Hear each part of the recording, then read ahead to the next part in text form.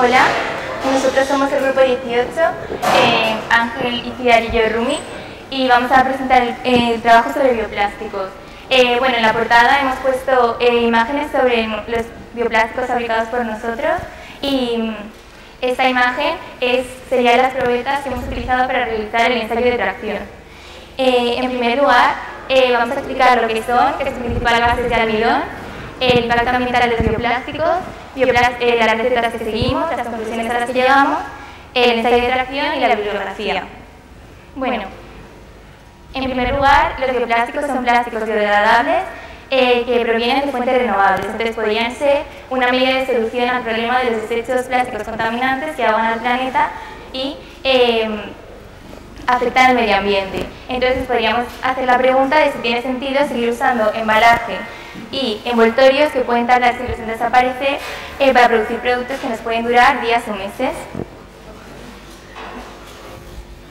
Entonces, en cualquier caso, los bioplásticos no pertenecen a una única clase de polímeros, sino que son distintos materiales que tienen distintas aplicaciones y propiedades.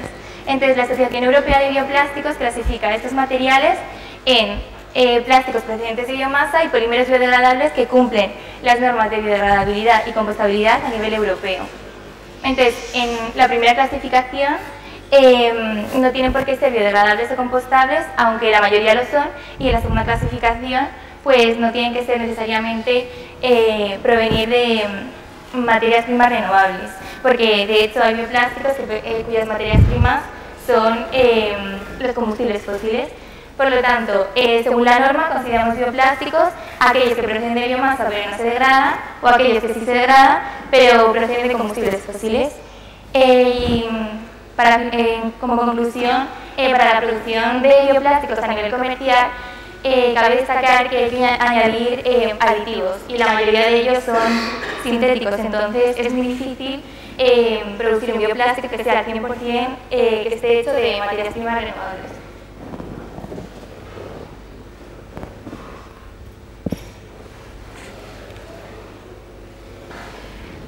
Uno de los ingredientes fundamentales para fabricar bioplásticos es el almidón. El almidón es un polisacárido muy abundante, renovable, de bajo coste y totalmente biodegradable que se encuentra en las plantas.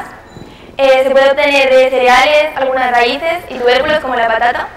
Uno de los más conocidos es el almidón de maíz o maicena, que es en el que hemos basado nuestros bioplásticos. Entonces, el almidón tiene dos componentes básicos, la amilosa y la amilopectina. La amilosa es un polímero largo y recto, mientras que la amilopectina es corto y con muchas ramificaciones. Entonces nos daría un bioplástico muy débil. Pero para evitarlo podemos hacer dos cosas que podrían mejorar las propiedades de nuestro bioplástico.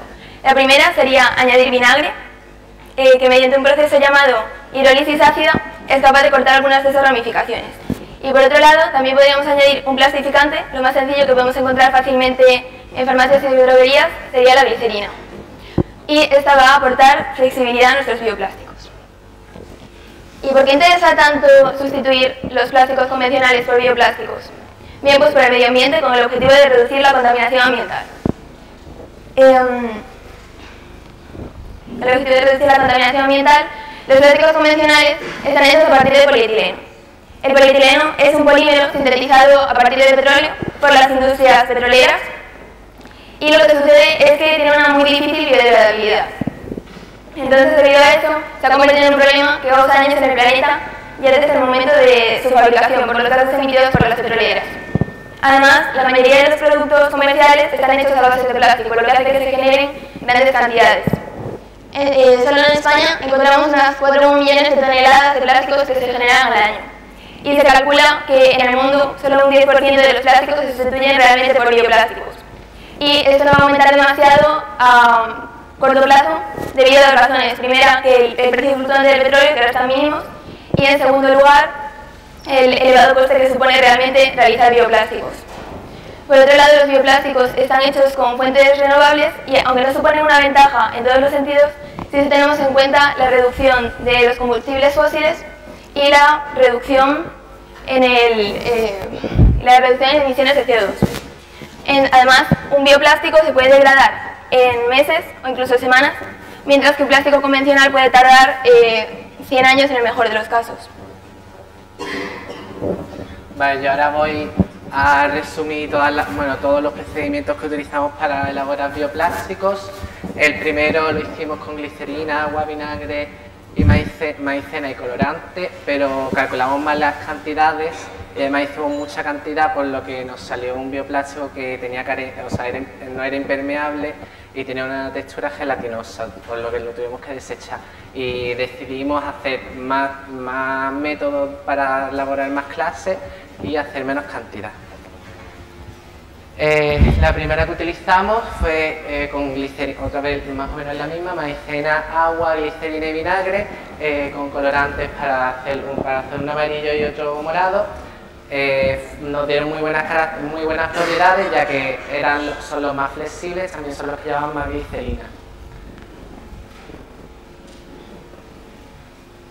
La segunda receta utilizamos maicena, sal y glicerina, pero no fue un fracaso, ya que estuvo 2 semanas secándose y fue como la primera vez que lo intentamos y lo tuvimos que tirar también porque no vale para nada. La tercera, utilizamos medio vaso de leche y 2 cucharadas de vinagre para cortar la leche. Una vez que estuviese cortada, eliminamos todo el agua y obtuvimos una masa que la dejábamos secar y teníamos un bioplástico muy duro, pero frágil, que se parecía a un cerámico. Y ya por último, la última receta, esta vez optamos, en vez de hacerlo con cazuela, utilizamos el microondas, utilizamos maicena, aceite, agua y vinagre. Hicimos 2 vertientes, una con glicerina y otra sin glicerina. La que hicimos sin glicerina se podía ver que no tenía apenas flexibilidad y era mucho más duro. Sin embargo, la que utilizamos con glicerina, el biopolímero que obtuvimos, era mucho más flexible y tenía mucho mejores propiedades. Tras realizar los experimentos hemos llegado a 2 conclusiones, la primera sobre la flexibilidad y la segunda con respecto a la impermeabilidad. Vale, con respecto a la flexibilidad, en primer lugar, la glicerina es el principal responsable de la flexibilidad. Aquellos que tenían más glicerina eran mucho más flexibles que aquellos que tenían menos, y los que no tenían nada de glicerina eran mucho más frágiles. Tras varios intentos de conseguir un plástico que nos sirviera para consumo, intentamos hacer una especie de vasos o platos, no hemos conseguido ninguno que tenga la textura adecuada para ello. Aunque sí hemos conseguido unos bioplásticos bastante flexibles y transparentes con una posible aplicación decorativa. Y en segundo lugar, con respecto a la impermeabilidad, el primer bioplástico que realizamos, que era el rosa, no era impermeable. Después lo metimos en agua y se deshacía totalmente. Pero el resto de los bioplásticos aparentemente sí que son resistentes al agua, aunque los sumergimos en un vaso con agua durante un par de días y vimos que estaban muchísimo más blandos, lo que en parte demuestra su biodegradabilidad, puesto que en poco tiempo desaparecería.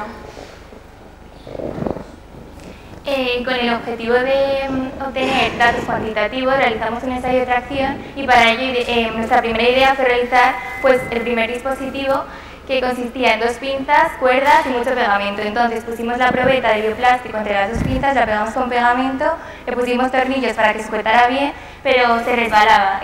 Este mecanismo dio lugar al fracaso. Entonces se nos tuvo que ocurrir otro y el segundo intento, pues nada, utilizamos alicates para agarrar mejor al bioplástico, cinta adhesiva y cuerdas. Entonces colgamos de una barra el alicate y luego pues del otro alicate en el extremo colgamos la botella que íbamos rellenando con agua progresivamente y en la botella de agua marcamos la botella con diferentes pesos. Entonces cada vez que íbamos rellenando y llegaba a esta marca, pues apuntábamos el tiempo.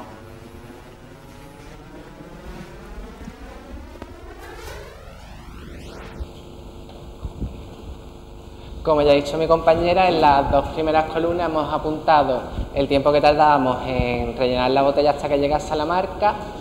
En las 2 siguientes hemos apuntado las dimensiones de cada probeta que utilizamos. En la siguiente hemos apuntado la longitud final de la probeta una vez ya aplicado el ensayo sobre ella.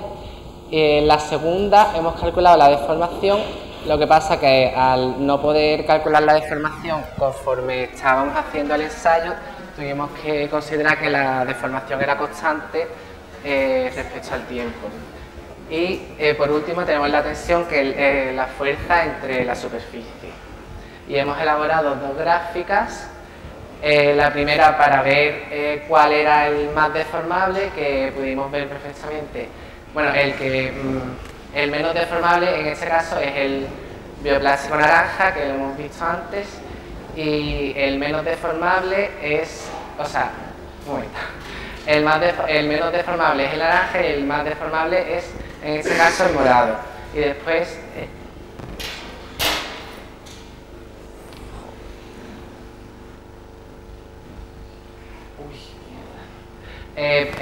por último, ahora tenemos el ensayo de tracción, que utilizamos la tensión entre la deformación, y bueno, podemos ver perfectamente que el que tiene mayor fuerza de tracción es el naranja, seguido por el morado y después el amarillo. Bueno, ahora tenemos dos vídeos muy breves. En el primero se ve un poco cómo vamos rellenando la botella de agua para ir cargando el peso, y en el segundo se ve más de cerca cómo se rompe.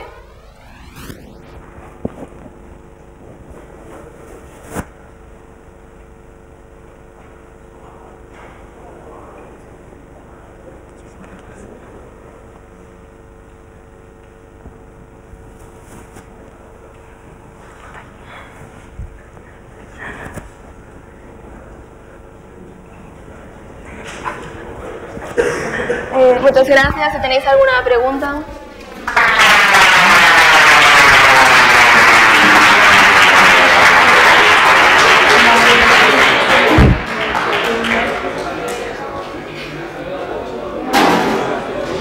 Hola, soy Pablo del grupo 13 y a ver, tengo entendido que los plásticos, los que no son biodegradables, bueno, los que no son bioplásticos, en algunos países se usan para combustión y se obtiene energía a partir de ellos. Entonces, en los bioplásticos que no son biodegradables, ¿se podría hacer lo mismo? No creo que sea muy lógico elaborar un bioplástico que sea mucho más caro que uno sintético para quemarlo, y encima seguramente dará menos combustión, ¿sabes? No creo. Vale, gracias. Gregorio del grupo 8. Habéis dicho que una de las características de los bioplásticos es que no tardan tanto tiempo en degradarse. Entonces, para los que habéis fabricado vosotros, ¿qué vida útil creéis que podrían tener? Bueno, nosotros los sumergimos en agua unos días y vimos que a los 3 días así pues como que se deshacían, pero supongo que refinando la técnica pues durarán más, pero no, tardan un poco en degradar. Depende de las condiciones en las que las gometas están en agua, pues en muy poco tiempo se rompen, pero si no, yo creo que aguantan bastante.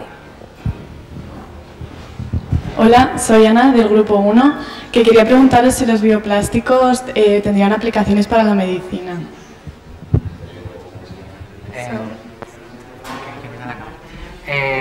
Para la medicina, pues no sé, no sabemos tampoco si son biocompatibles o no, por lo tanto, no sé.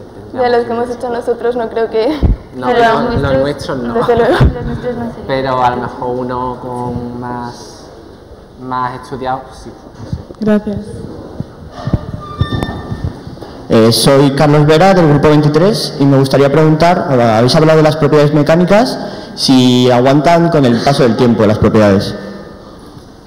Pues los bioplásticos que hemos traído ya tienen casi 2 meses y la verdad es que están exactamente igual que cuando los hicimos, entonces creo que sí, que podría ser posible. Soy Nicolás Biurrun del grupo 8. Habéis hablado de las propiedades de elasticidad que añade la glicerina. ¿Sabéis por qué añade la glicerina estas propiedades? Yo sé que la glicerina actúa como un lubricante molecular y es un plastificante, es un tipo de plastificante, y entonces es capaz de darles tienes, como la mayoría de plastificantes son capaces de como suavizar la estructura y añadir un poco de flexibilidad. Vale, gracias.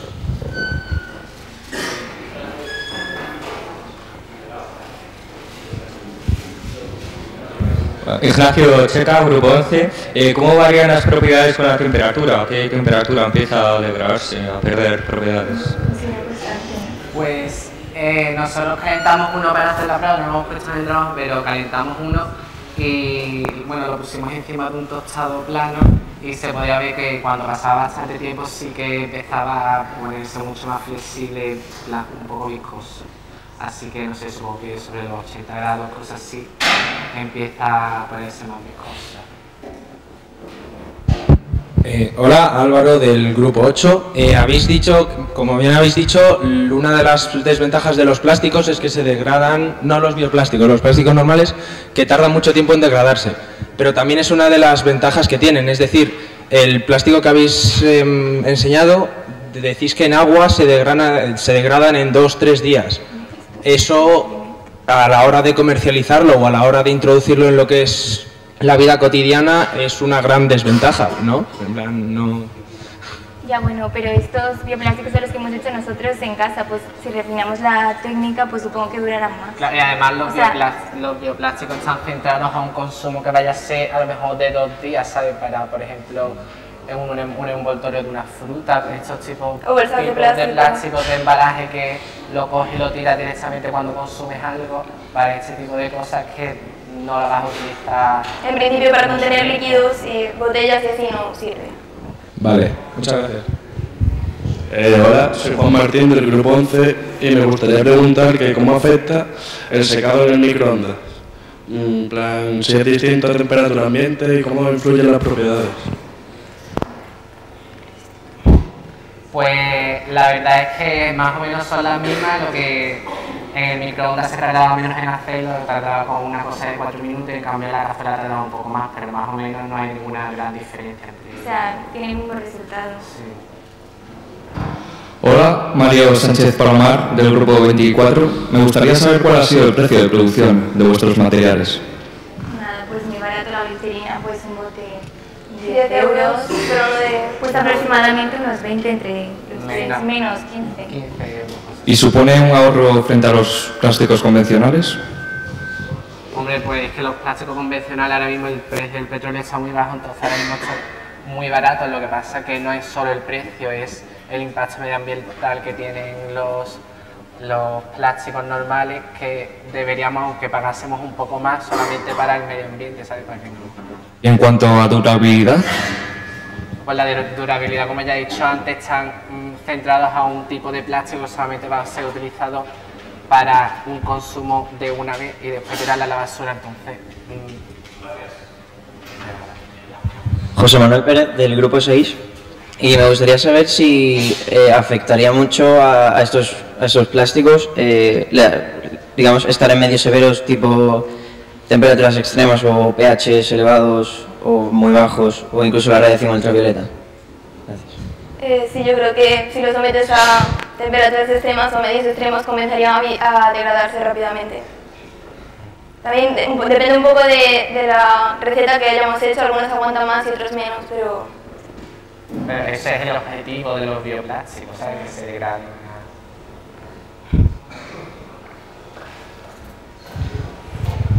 Soy Rubén Miguel del grupo 4 y me he dado cuenta de que los bioplásticos que habéis pasado, los que son más flexibles son como más gruesos. ¿Es porque habéis tenido algún problema al conformarlos o...? es que hay dos tipos de bioplásticos. Hay unos que hicimos hace casi 2 meses y otros que hicimos el lunes, que son los redonditos. Entonces esos están como aún un poco blandos. Sí, o sea, tendríamos que dejarlos secar más porque los más duros sí llevan como 2 o 3 meses, pero esos llevan como 3 días. Vale, gracias.